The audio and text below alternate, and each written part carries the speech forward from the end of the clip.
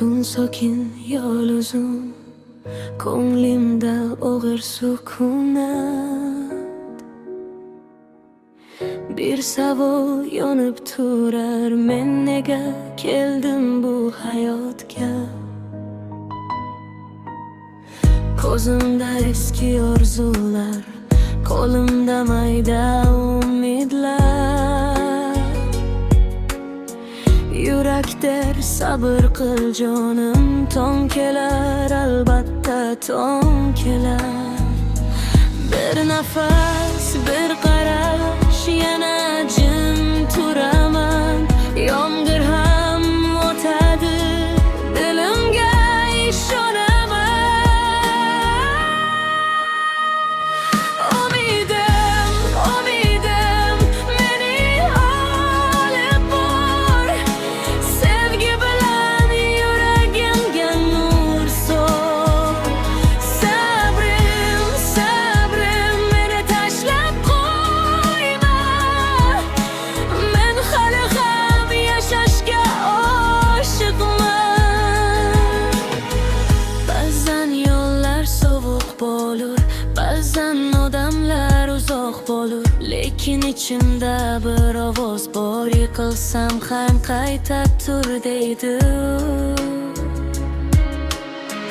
Men sevaman oddiy kunni, kulguni va birgina nur. Kichik baxtlar yig'ilib borar, hayot degan katta suratga. Bir nafas, bir qarash, ko'nglim ochilaydi. Yulduzlar jim turib menga yo'l ko'rsatadi. Umidim, umidim, meni olib bor. Sevgi bilan yuragimga nur so'l. Sabrim, sabrim, meni tashlab qo'yma. Men hali ham yashashga oshiqman. Kimdir ketar, kimdir kelar, vaqt olimdan sirg'aladi. Lekin men bilaman, mehr qoladi. Orzularim mayin gullar, bitta bitta ochiladi. Bir kun kelib men ham porlayman.